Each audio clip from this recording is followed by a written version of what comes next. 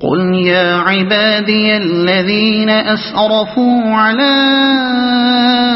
أنفسهم لا تقنطوا من رحمة الله إن الله يغفر الذنوب جميعا إنه هو الغفور الرحيم۔ اے نبی کہہ دو کہ اے میرے بندو جنہوں نے اپنی جانوں پر زیادتی کی ہے اللہ کی رحمت سے مایوس نہ ہو جاؤ، یقیناً اللہ سارے گناہ معاف کر دیتا ہے، وہ تو غفور الرحیم ہے۔ اے میرے بندو، بعض لوگوں نے ان الفاظ کی عجیب تعویل کی ہے کہ اللہ تعالیٰ نے نبی صلی اللہ علیہ وسلم کو خود اے میرے بندو کہہ کر لوگوں سے خطاب کرنے کا حکم دیا ہے، لہذا سب انسان نبی صلی اللہ علیہ وسلم کے بندے ہیں۔ یہ در حقیقت ایک ایسی تعویل ہے جسے تعویل نہیں بلکہ قرآن کی بدترین معنوی تحریف اور اللہ کے کلام کے ساتھ کھیل کہنا چاہیے۔ جاہل عقیدت مندوں کا کوئی گروہ تو اس نکتے کو سن کر جھوم اٹھے گا، لیکن یہ تعویل اگر صحیح ہو تو پھر پورا قرآن غلط ہوا جاتا ہے، کیونکہ قرآن تو از اول تا آخر انسانوں کو صرف اللہ تعالیٰ کا بندہ قرار دیتا ہے، اور اس کی ساری دعوت ہی یہ ہے کہ تم ایک اللہ کے سوا کسی کی بندگی نہ کرو۔ محمد صلی اللہ علیہ وسلم خود بندے تھے، ان کو اللہ نے رب نہیں بلکہ رسول بنا کر بھیجا تھا، اور اس لیے بھیجا تھا کہ خود بھی اسی کی بندگی کریں اور لوگوں کو بھی اسی کی بندگی سکھائیں۔ آخر کسی صاحب عقل آدمی کے دماغ میں یہ بات کیسے سما سکتی ہے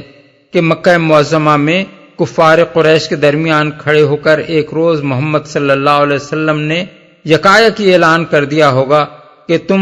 عبد العزیٰ اور عبد شمس کی بجائے دراصل عبد محمد ہو، اعاذنا اللہ من ذالک۔ وہ تو غفور الرحیم ہے۔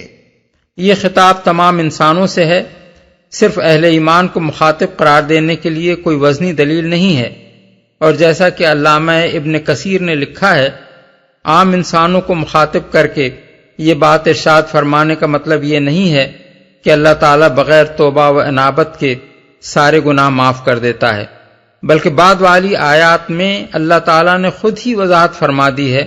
کہ گناہوں کی معافی کی صورت بندگی و اطاعت کی طرف پلٹ آنا اور اللہ کے نازل کیے ہوئے پیغام کی پیروی اختیار کر لینا ہے۔ دراصل یہ آیت ان لوگوں کے لیے پیغام امید لے کر آئی تھی جو جاہلیت میں قتل، زنا، چوری، ڈاکے اور ایسے ہی سخت گناہوں میں غرق رہ چکے تھے،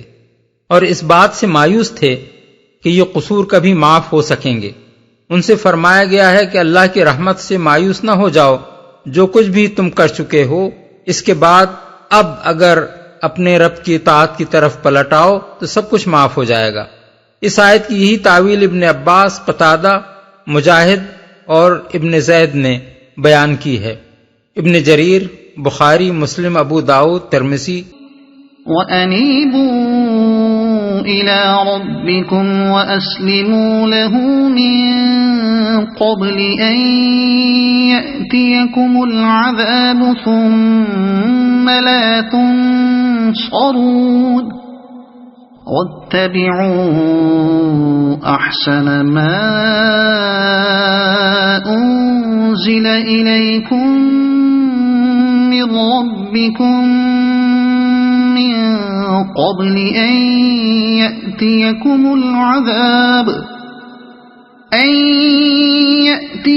الْعَذَابُ بَغْتَةً وَأَنتُمْ لَا تَشْعُرُونَ۔ پلٹ آؤ اپنے رب کی طرف اور مطیع بن جاؤ اس کے قبل اس کے کہ تم پر عذاب آ جائے اور پھر کہیں سے تمہیں مدد نہ مل سکے، اور پیروی اختیار کر لو اپنے رب کی بھیجی ہوئی کتاب کے بہترین پہلو کی قبل اس کے کہ تم پر اچانک عذاب آئے اور تم کو خبر بھی نہ ہو۔ کتاب کے بہترین پہلو کی، کتاب اللہ کے بہترین پہلو کی پیروی کرنے کا مطلب یہ ہے کہ اللہ تعالیٰ نے جن کاموں کا حکم دیا ہے آدمی ان کی تعمیل کرے، جن کاموں سے اس نے منع کیا ہے ان سے بچے، اور امثال اور قصوں میں جو کچھ اس نے ارشاد فرمایا ہے اس سے عبرت و نصیحت حاصل کرے، بخلاف اس کے جو شخص حکم سے منہ موڑتا ہے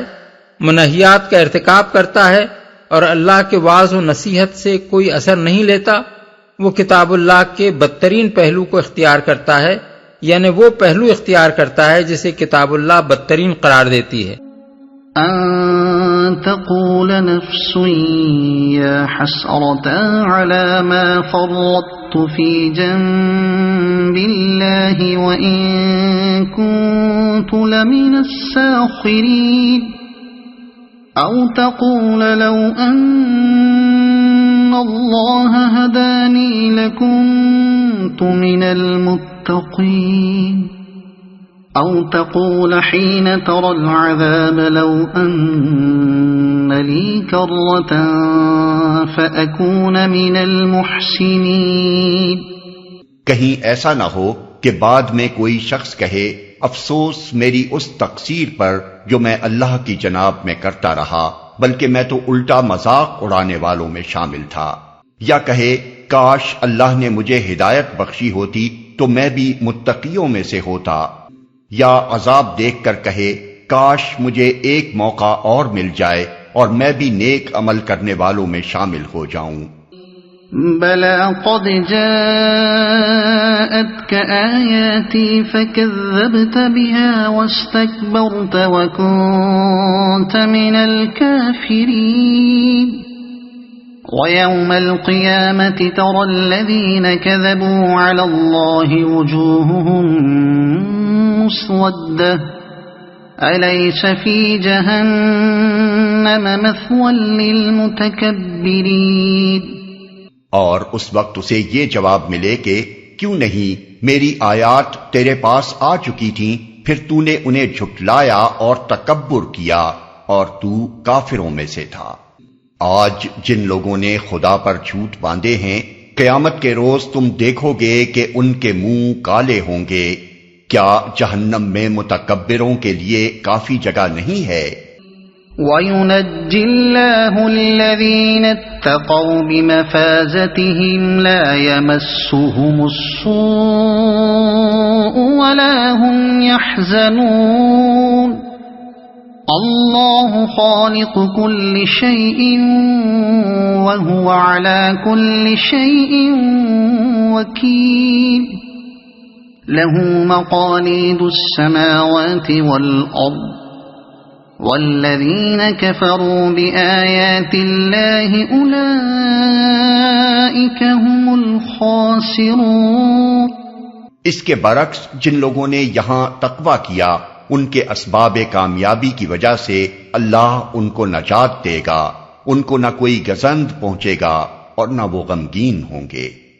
اللہ ہر چیز کا خالق ہے اور وہی ہر چیز پر نگہبان ہے۔ زمین اور آسمانوں کے خزانوں کی کنجیاں اسی کے پاس ہیں، اور جو لوگ اللہ کی آیات سے کفر کرتے ہیں وہی گھاٹے میں رہنے والے ہیں،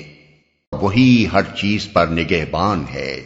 یعنی اس نے دنیا کو پیدا کر کے چھوڑ نہیں دیا ہے، بلکہ وہی ہر چیز کی خبرگیری اور نگہبانی کر رہا ہے۔ دنیا کی تمام چیزیں جس طرح اس کے پیدا کرنے سے وجود میں آئی ہیں، اسی طرح وہ اس کے باقی رکھنے سے باقی ہیں، اس کے پرورش کرنے سے پھل